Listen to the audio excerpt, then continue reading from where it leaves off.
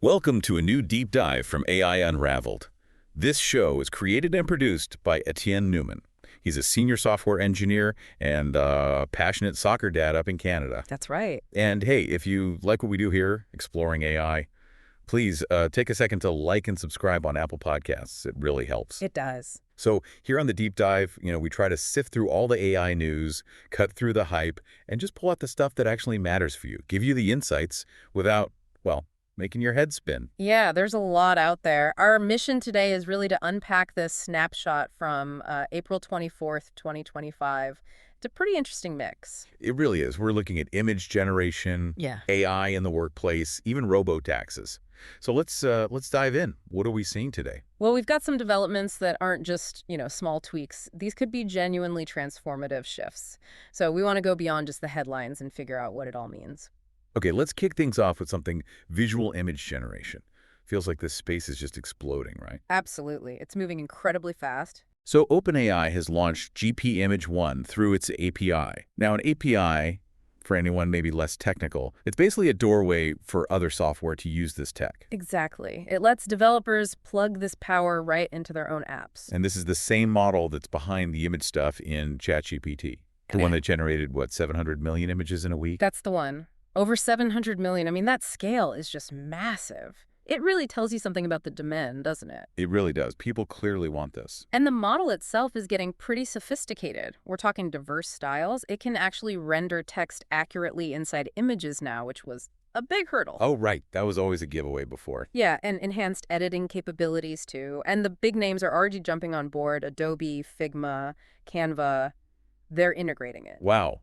Okay, so that's not just a small thing then. When the big creative platforms adopt it. It signals a real shift, I think. It suggests AI is moving from being maybe a novelty to a core tool for creative pros, could really, level the playing field a bit for smaller teams or individuals. And what about the cost? Is this something only big companies can afford? Well, that's the interesting part. They're using this token-based system. Think of tokens like little building blocks for the AI. Okay. So you pay based on the text prompt, any input images, and the final output image. But it works out to roughly, say, 2 to 19 cents per image. 2 to 19 cents. That sounds surprisingly affordable. It is. And that accessibility is key for driving adoption, right? Plus, developers get some control over moderation levels. Moderation? How so? They can choose standard automated filtering or something a bit less restrictive, so there's flexibility, but hopefully it still encourages, responsible use. Makes sense. And it's not just OpenAI in this race, is it? Not at all. ByteDance, the TikTok folks, they've launched Seedream 3.0. Seedream 3.0. Yeah, another text-to-image model, and it's already ranking really high. Number 2 on the Artificial Analysis Image Arena leaderboard. Number 2 already. Wow. So serious competition. Definitely. It shows this innovation is happening globally, with strong players emerging from, all over. Okay, let's shift gears from pictures to the workplace. AI agents. Microsoft's got some new ones. That's right. They've introduced 2, researcher and analyst. And these sound like they're designed for, heavier lifting than your average chatbot. Heavier lifting, like what? Like really in-depth research tasks for the researcher agent and complex data analysis, even forecasting for the analyst agent. Okay, so more specialized roles. Exactly. And they're integrated with M365 Copilot, Microsoft's AI productivity suite. It's part of their Frontier early access program. Frontier program. Yeah, it lets certain companies test these advanced agents and even build what they're calling autonomous multi-agent systems. Autonomous multi-agent systems. Sounds complex. Like teams of AI working together. Pretty much. Groups of AI collaborating independently on complex goals. It really signals AI becoming less of a tool you use and more of a maybe proactive partner. Interesting. And Microsoft's research seems to support the direction, right? They're seeing benefits in companies that adopt AI early. Yeah, their findings are quite telling. Companies leading in AI adoption are reporting higher rates of employees feeling like they're thriving. Thriving. That's significant. It is. And also an increased ability to handle bigger workloads and even more optimism among workers. That's a pretty compelling package. It definitely is. It connects to their idea of frontier firms, doesn't it? Right. The vision where maybe in just the next 2 to 5 years, every employee could become an agent boss. An agent boss. So managing AI agents becomes part of everyone's job. That seems to be the idea. Directing and orchestrating AI work, it obviously has huge implications for job roles, productivity, how we even structure work. Yeah, you have to wonder, though, if everyone's an agent boss, does that mean certain skills become less valuable? Or do we just need a new layer of people managing the AIs? That's a really good question. The potential downsides, the risks of de-skilling, it's Yeah. something we need to think about. It probably means the focus shifts more to, strategic thinking, creativity, judgment, the human stuff needed to guide and interpret the AI. Makes sense. And others are jumping into this agent space too, right? Oh, NVIDIA, yeah. BMW. Yeah. NVIDIA released its Nemo microservices suite tools for businesses to build their own AI agents. Okay. And BMW is planning to put AI models from a Chinese startup, DeepSeek, into its cars in China. So agents are definitely popping up across different industries. It feels like it's becoming quite pervasive. It does. And speaking of making work easier, there's another development with Anthropic's Claude AI. It's getting better at meeting prep. Oh, meeting prep. Anything that helps with that is welcome. It can be such a time sink. Totally agree. So Claude can now look at your emails, your calendar, relevant documents, Uh-huh. and then generate briefings for you, suggest agendas, even draft follow-up notes afterward. Really? How does that work? You just give it permission. Yeah, you enable Gmail and calendar search within Claude settings, then you can ask it things. Like what? Could I say, who's coming to the Tuesday meeting and what did we talk about last time? Exactly that kind of thing. You could prompt it, summarize the attendees for the marketing meeting next Tuesday, or maybe review my emails with Sarah from Acme Core from the last month and pull out the key points for our project discussion. Wow.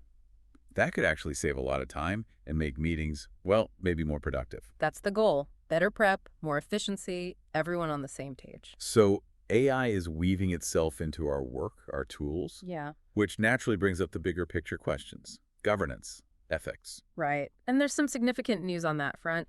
A group including former OpenAI folks and well-known AI experts. Like Jeffrey Hinton, Margaret Mitchell. Exactly, those kinds of names. They're urging authorities to block OpenAI's planned transition. The move to become a for-profit public benefit corporation. Why block it? The core concern is about priorities. The worry is that shifting away from the nonprofit oversight structure could mean, investor interests start to outweigh the public good, especially concerning the development of AGI, artificial general intelligence. AGI being the goal of human-level AI. Precisely. And having figures like Hinton and Mitchell involved really adds weight to these concerns. And there's big money involved too, isn't there? State AG approval, that SoftBank investment. Yeah, it needs approval from attorneys general, and there's reportedly a massive $40 billion SoftBank investment hanging in the balance, contingent on this structural change. 40 billion, wow. It really throws that tension into sharp relief, doesn't it? Innovation versus responsible development, commercial drive versus the public interest. And didn't some former employees also make a move related to the Elon Musk lawsuit earlier? They did.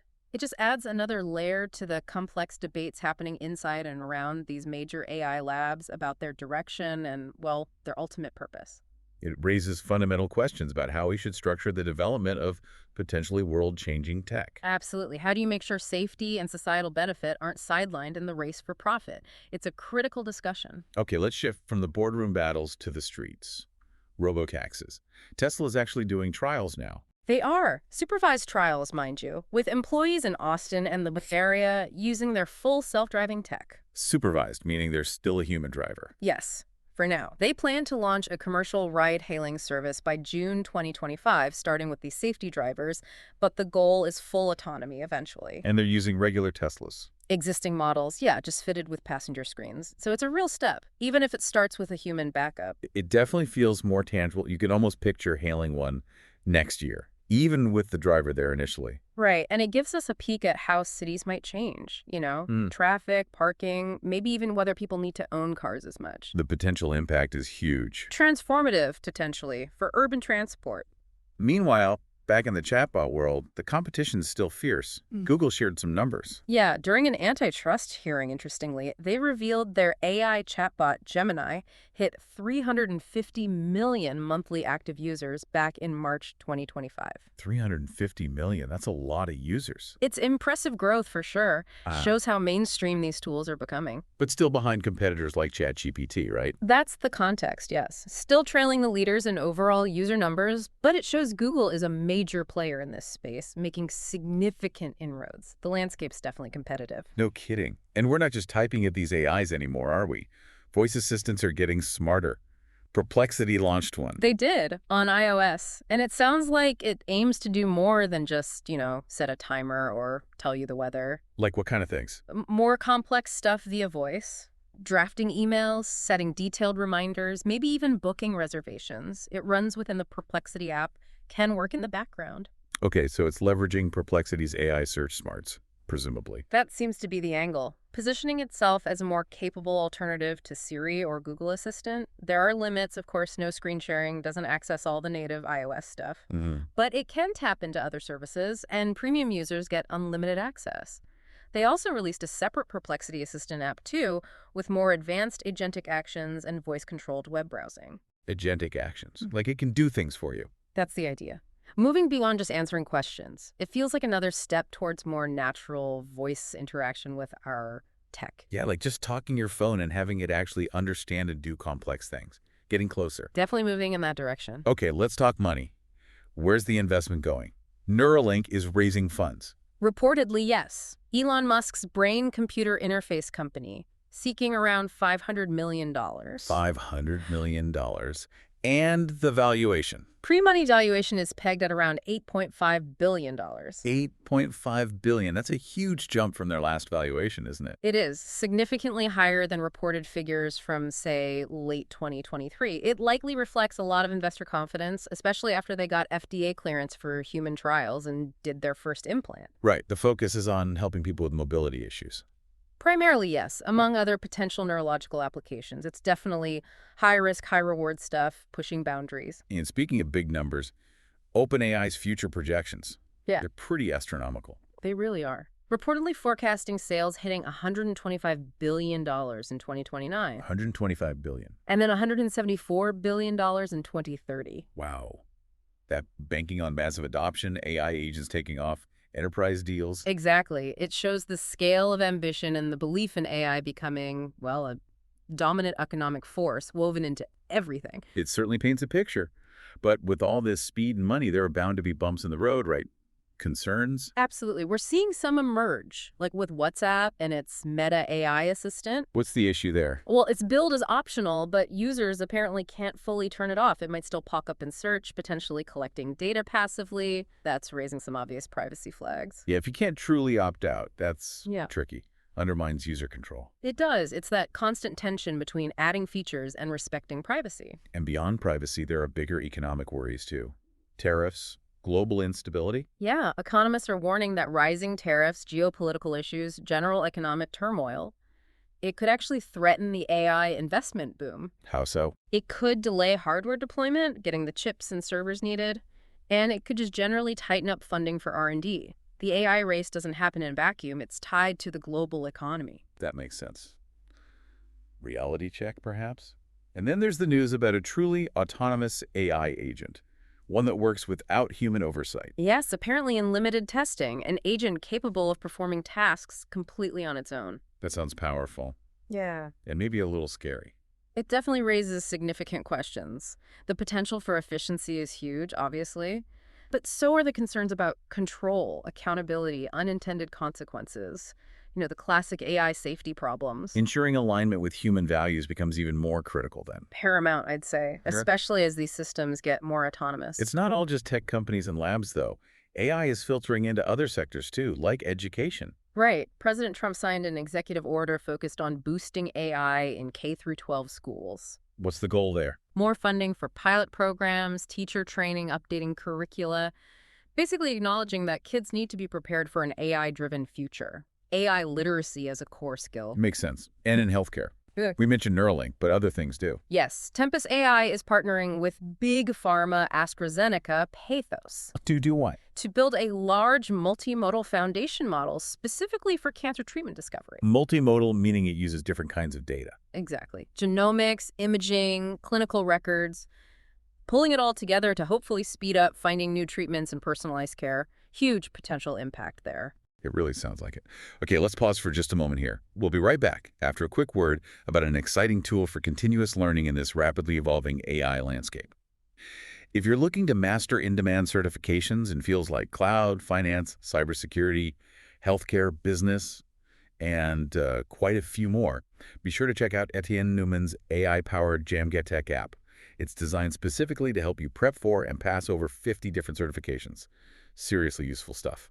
You'll find the link for it right there in the show notes. Okay, so bringing this deep dive for April 24th, 2025 toward a close. Oh, wow, we've covered a lot. We really have, from AI making pictures Right, to AI agents becoming colleagues, to the ethical debates around OpenAI's future. robotaxis hitting the streets, even if supervised. Chatbot user numbers, smarter voice assistants, Huge funding rounds, massive future projections. and also those important concerns about privacy, the economy, and autonomous AI. It's a whirlwind, but I think the main thing to take away is so what for you listening. Yeah, is that these aren't just tech headlines anymore. They represent real fundamental shifts happening right now. How we create, how we work, how we interact with technology.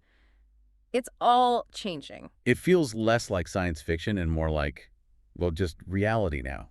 These things are starting to impact our daily lives. Exactly. And that leads us to maybe a final thought, something for you to chew on. Okay, let's hear it. With AI weaving itself into, well, pretty much everything from the images we see to our meeting prep, maybe soon our commutes, even potentially making decisions on its own. What do you think are the most critical questions we absolutely need to be asking right now about how it's developed and rolled out? That's a big one. Finding that balance, right? Between pushing innovation forward and making sure we have the right guardrails, the right oversight. Precisely. It's complex, and thinking critically about that balance is going to be more important than ever as this tech keeps advancing. A really important point to end on. Well, thank you for diving deep with us today into all these AI developments. Always a pleasure. And hey, if you want to keep your own learning journey going, maybe master some critical certifications in cloud, cybersecurity, finance, all those key areas, don't forget to check out Etienne Newman's AI-powered Djamgatech app. Like I said, the link is right there in the show notes. Definitely worth a look. Until our next deep dive, keep exploring, stay curious, and thanks for listening.